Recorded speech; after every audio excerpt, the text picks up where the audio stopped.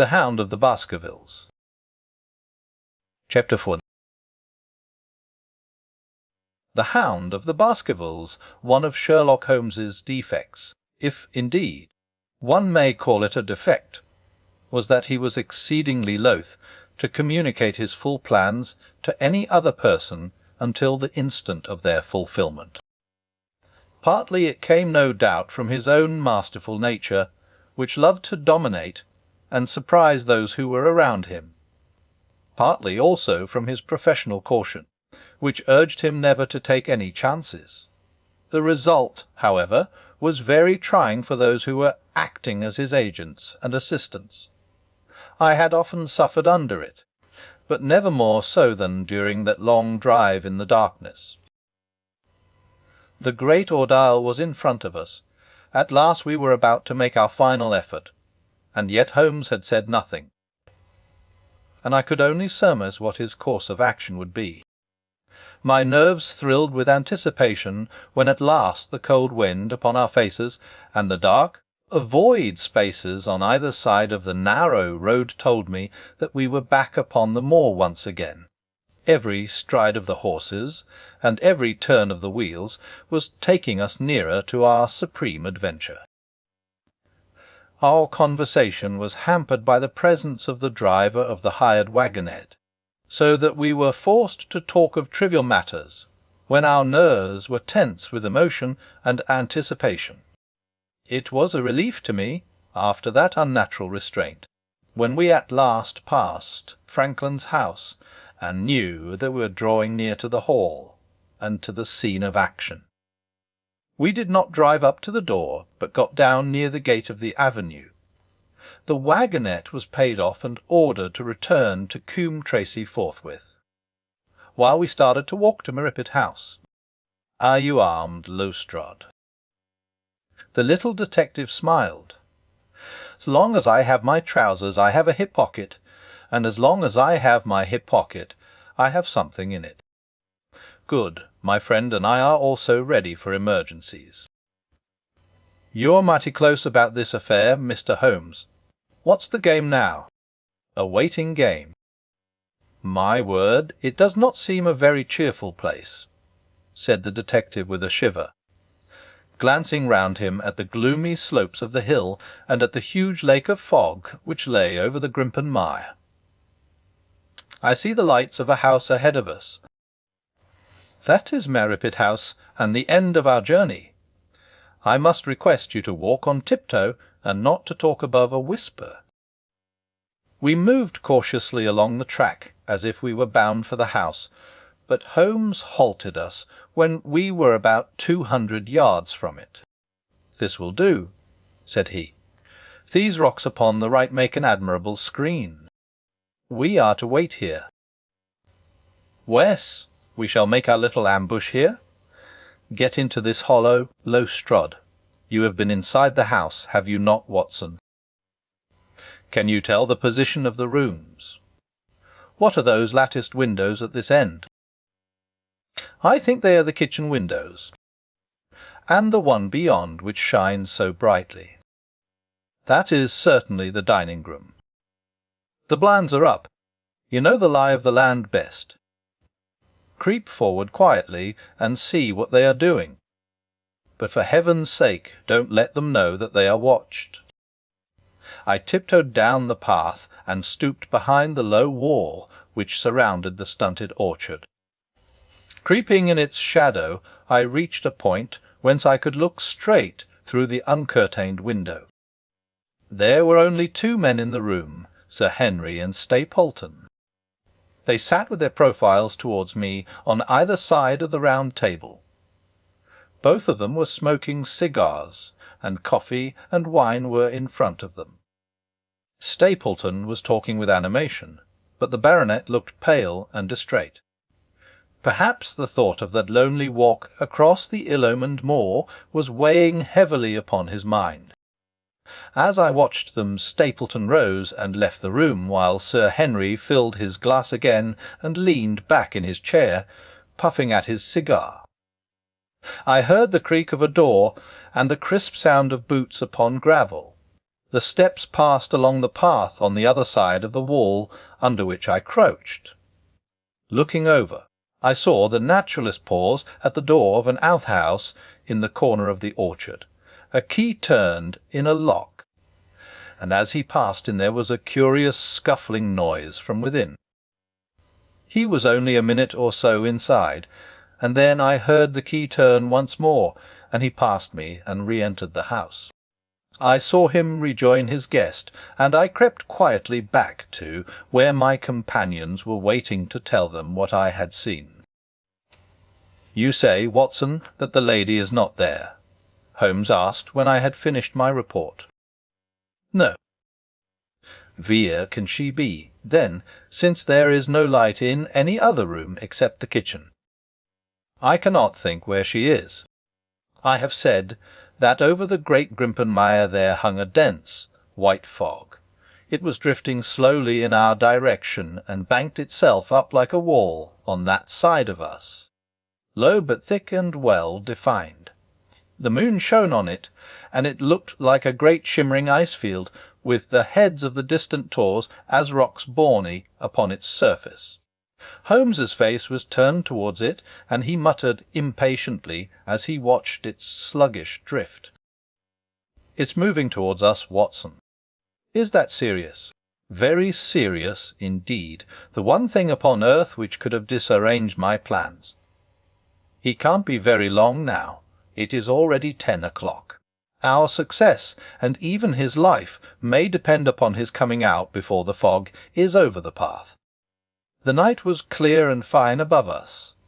The stars shone cold and bright, while a half-moon bathed the whole scene in a soft, uncertain light. Before us lay the dark bulk of the house, its serrated roof and bristling chimneys hard outlined against the silver-spangled sky. Broad bars of golden light from the lower windows stretched across the orchard and the moor. One of them was suddenly shut off. The servants had left the kitchen. There only remained the lamp in the dining-room, where the two men, the murderous host, and the unconscious guest, still chatted over their cigars. Every minute that white woolly plain which covered one-half of the moor was drifting closer and closer to the house. Already the first thin wisps of it were curling across the golden square of the lighted window. The farther wall of the orchard was already invisible, and the trees were standing out of a swirl of white vapour. As we watched it, the fog-wreaths came crawling round both corners of the house, and rolled slowly into one dense bank, on which the upper floor and the roof floated like a strange ship upon a shadowy sea. Holmes struck his hand passionately upon the rock in front of us, and stamped his feet in his impatience. "If he isn't out in a quarter of an hour, the path will be covered. In half an hour we won't be able to see our hands in front of us. Sure, we move farther back upon higher ground. Wes, I think it would be as well." So, as the fog-bank flowed onward, we fell back before it until we were half a mile from the house, and still the dense white sea, with the moon silvering its upper edge, swept slowly and inexorably on. "We were going too far," said Holmes. "We dare not take the chance of his being overtaken before he can reach us. At all costs we must hold our ground where we are." He dropped on his knees and clapped his ear to the ground. "Thank God, I think that I hear him coming." A sound of quick steps broke the silence of the moor. Crouching among the stones, we stared intently at the silver-tipped bank in front of us. The steps grew louder, and through the fog, as through a curtain, there stepped the man whom we were awaiting. He looked round him in surprise as he emerged into the clear, starlit night. Then he came swiftly along the path, passed close to where we lay, and went on up the long slope behind us. As he walked he glanced continually over either shoulder, like a man who is ill at ease. "Hist!" cried Holmes, and I heard the sharp click of a cocking pistol. "Look out! It's coming!" There was a thin, crisp, continuous patter from somewhere in the heart of that crawling bank. The cloud was within 50 yards of where we lay, and we glared at it, all three, uncertain what horror was about to break from the heart of it. I was at Holmes's elbow, and I glanced for an instant at his face. It was pale and exultant, his eyes shining brightly in the moonlight. But suddenly they started forward in a rigid, fixed stare, and his lips parted in amazement. At the same instant Lestrade gave a yell of terror, and threw himself face downward upon the ground. I sprang to my feet, my inert hand grasping my pistol, my mind paralyzed by the dreadful shape which had sprung out upon us from the shadows of the fog. A hound it was, an enormous coal-black hound, but not such a hound as mortal eyes have ever seen. Fire burst from its open mouth, its eyes glowed with a smouldering glare, its muzzle and hackles and dewlap were outlined in flickering flame. Never in the delirious dream of a disordered brain could anything more savage, more appalling, more hellish be conceived than that dark form and savage face which broke upon us out of the wall of fog. With long bounds the huge black creature was leaping down the track, following hard upon the footsteps of our friend. So paralyzed were we by the apparition that we allowed him to pass before we had recovered our nerve. Then Holmes and I both fired together, and the creature gave a hideous howl, which showed that one at least had hit him. He did not pause, however, but bounded onward. Far away on the path we saw Sir Henry looking back, his face white in the moonlight, his hands raised in horror, glaring helplessly at the frightful thing which was hunting him down. But that cry of pain from the hound had blown all our fears to the winds. If he was vulnerable, he was mortal, and if we could wound him, we could kill him. Never have I seen a man run as Holmes ran that night. I am reckoned fleet of foot, but he outpaced me as much as I outpaced the little professional. In front of us, as we flew up the track, we heard scream after scream from Sir Henry and the deep roar of the hound. I was in time to see the beast spring upon its victim, hurl him to the ground, and worry at his throat. But the next instant Holmes had emptied 5 barrels of his revolver into the creature's flank. With a last howl of agony and a vicious snap in the air, it rolled upon its back, 4 feet pawing furiously, and then fell limp upon its side. I stooped, panting, and pressed my pistol to the dreadful, shimmering head, but it was useless to press the trigger. The giant hound was dead. Sir Henry lay insensible where he had fallen.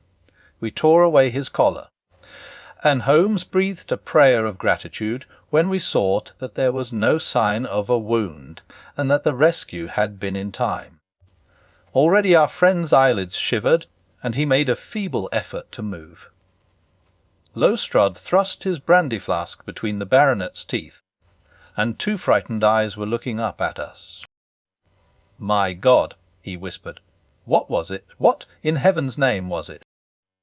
"It's dead, whatever it is," said Holmes. "We've laid the family ghost once and forever." In mere size and strength it was a terrible creature which was lying stretched before us. It was not a pure bloodhound, and it was not a pure mastiff, but it appeared to be a combination of the two. Gaunt, savage, and as large as a small lioness.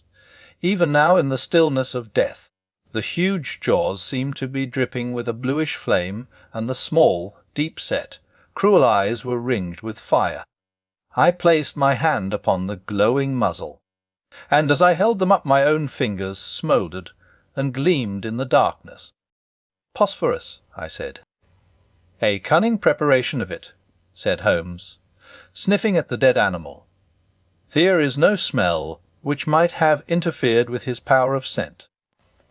We owe you a deep apology, Sir Henry, for having exposed you to this fright.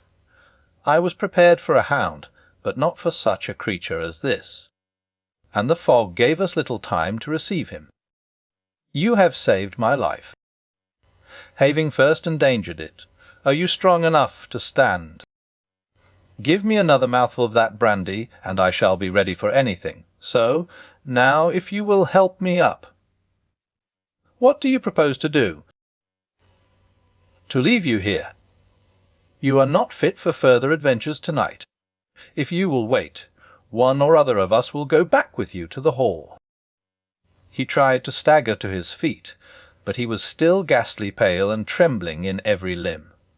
We helped him to a rock, where he sat shivering with his face buried in his hands. "We must leave you now," said Holmes. "The rest of our work must be done, and every moment is of importance. We have our case, and now we only want our man. It's 1,000 to 1 against our finding him at the house," he continued as we retraced our steps swiftly down the path. "Those shots must have told him that the game was up. We were some distance off, and this fog may have deadened them. She followed the hound to call him off. Of that you may be certain. No, he's gone by this time, but we'll search the house and make sure." The front door was open, so we rushed in and hurried from room, to the amazement of a doddering old manservant who met us in the passage. There was no light save in the dining-room, but Holmes caught up the lamp and left no corner of the house unexplored. No sign could we see of the man whom we were chasing. On the upper floor, however, one of the bedroom doors was locked. "There's someone in here," cried Lestrade. "I can hear a movement. Open this door." A faint moaning and rustling came from within. Holmes struck the door just over the lock with the flat of his foot, and it flew open, pistol in hand. We all three rushed into the room. But there was no sign within it of that desperate and defiant villain whom we expected to see. Instead, we were faced by an object so strange and so unexpected that we stood for a moment staring at it in amazement. The room had been fashioned into a small museum, and the walls were lined by a number of glass-topped cases full of that collection of butterflies and moths the formation of which had been the relaxation of this complex and dangerous man. In the centre of this room there was an upright beam, which had been placed at some period as a support for the old wormitten balk of timber which spanned the roof. To this post a figure was tied, so swathed and muffled in the sheets which had been used to secure it that one could not for the moment tell whether it was that of a man or a woman. One towel passed round the throat and was secured at the back of the pillar. Another covered the lower part of the face, and over it 2 dark eyes full of grief and shame and a dreadful questioning, stared back at us. In a minute we had torn off the gag, unswathed the bonds, and Mrs. Stapleton sank upon the floor in front of us. As her beautiful head fell upon her chest, I saw the clear red wale of a whiplash across her neck. "The brute!" cried Holmes. "Here, Lestrade, your brandy-bottle!" "Put her in the chair. She has fainted from hallucination and exhaustion." She opened her eyes again. "Is he safe?" she asked. "Has he escaped?" "He cannot escape us, madam." No, I did not mean my husband. Sir Henry, is he safe?" "Wes." "And the hound?" "It is dead." She gave a long sigh of satisfaction. "Thank God! Thank God! Oh, this villain! See how he has treated me!" She shot her arms out from her sleeves, and we saw with horror that they were all mottled with bruises. "But this is nothing. It is my mind and soul that he has tortured and defiled. I could endure it all, illusage, solitude, a life of deception, everything, as long as I could still cling to the hope that I had his love. But now I know that in this also I have been his dupe and his tool." She broke into passionate sobbing as she spoke. "You bear him no goodwill, madame," said Holmes. "Tell us then where we shall find him. If you have ever aided him in evil, help us now and so atone." There is but one place where he can have fled," she answered. "There is an old tin mine on an island in the heart of the mire. It was there that he kept his hound, and there also he had made preparations so that he might have a refuge. That is where he would fly." The fog-bank lay like white wool against the window. Holmes held the lamp towards it. "See," said he, "no one could find his way into the Grimpen Mire tonight." She laughed and clapped her hands. Her eyes and teeth gleamed with fierce merriment. "He may find his way in, but never out," she cried. "How can he see the guiding ones tonight? We planted them together, he and I, to mark the pathway through the mire. Oh, if I could only have plucked them out today! Then indeed you would have had him at your mercy. It was evident to us that all pursuit was in vain until the fog had lifted. The meanwhile we left Lowestrade in possession of the house while Holmes, and I went back with the baronet to Baskerville Hall. The story of the Stapletons could no longer be withheld from him, but he took the blow bravely when he learned the truth about the woman whom he had loved. But the shock of the night's adventures had shattered his nerves, and before morning he lay delirious in a high fever under the care of Dr. Mortimer. The two of them were destined to travel together round the world before Sir Henry had become once more the Hale. Hearty man that he had been before he became master of that illumined estate. And now I come rapidly to the conclusion of this singular narrative, in which I have tried to make the reader share those dark fears and vague surmises which clouded our lives so long and ended in so tragic a manner. On the morning after the death of the Hound the fog had lifted, and we were guided by Mrs. Stapleton to the point where they had found a pathway through the bog. It helped us to realize the horror of this woman's life when we saw the eagerness and joy with which she laid us on her husband's track. We left her standing upon the thin peninsula firm, peaty soil which tapered out into the widespread bog.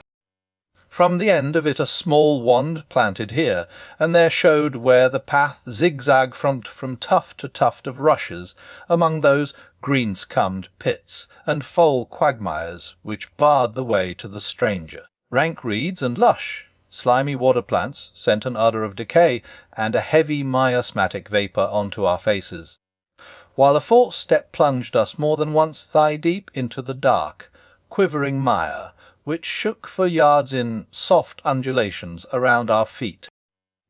Its tenacious grip plucked at our heels as we walked, and when we sank into it, it was as if some malignant hand was tugging us down into those obscene depths. So grim and purposeful was the clutch in which it held us. Once only we saw a trace that some one had passed that perilous way before us. From amid a tuft of cotton grass which bore it up out of the slime some dark thing was projecting. Holmes sank to his waist as he stepped from the path to seize it, and had we not been there to drag him out, he could never have set his foot upon firm land again. He held an old black boot in the air. Myers, Toronto, was printed on the leather inside. "It is worth a mud bath," said he. "It is our friend Sir Henry's missing boot, thrown there by Stapleton in his flight." "Exactly. He retained it in his hand after using it to set the hound upon the track. He fled when he knew the game was up, still clutching it, and he hurled it away at this point of his flight. We know at least that he came so far in safety. But more than that we were never destined to know, though there was much which we might surmise. There was no chance of finding footsteps in the mire, for the rising mud oozed swiftly in upon them, but as we at last reached firmer ground beyond the morass we all looked eagerly for them. But no slightest sign of them ever met our eyes. If the earth told a true story, then Stapleton never reached that island of refuge towards which he struggled through the fog upon that last night. somewhere in the heart of the great mire, down in the foul slime of the huge morass which had sucked him in, this cold and cruel-hearted man is forever buried. Many traces we found of him in the boggart island where he had hid his savage ally. A huge driving wheel and a shaft half filled with rubbish showed the position of an abandoned mine. Beside it were the crumbling remains of the cottages of the miners, driven away no doubt by the foul reek of the surrounding swamp. In one of these a staple and chain with a quantity of gnawed bones showed where the animal had been confined. A skeleton with a tangle of brown hair adhering to it lay among the Devonshire. "A dog," said Holmes. "By Jove, a curly-haired spaniel. Poor Mortimer will never see his pet again. Well, I do not know that this place contains any secret which we have not already fathomed." He could hide his hound, but he could not hush its voice, and hence came those cries which even in daylight were not pleasant to hear. On an emergency he could keep the hound in the outhouse at Merripit, but it was always a risk, and it was only on the supreme day, which he regarded as the end of all his efforts, that he dared do it. This paste in the tin is no doubt the luminous mixture with which the creature was daubed. It was suggested, of course, by the story of the family hell-hound, and by the desire to frighten old Sir Charles to death. No wonder the poor devil of a convict ran and screamed, even as our friend did, and as we ourselves might have done, when he saw such a creature bounding through the darkness of the moor upon his track. It was a cunning device, for, apart from the chance of driving your victim to his death, what peasant would venture to inquire too closely into such a creature should he get sight of it, as many have done upon the moor? I said it in London, Watson, and I say it again now, that never yet have we helped to hunt down a more dangerous man than he who is lying yonder. He swept his long arm towards the huge mottled expanse of green-splotched bog which stretched away until it merged into the russet slopes of the moor.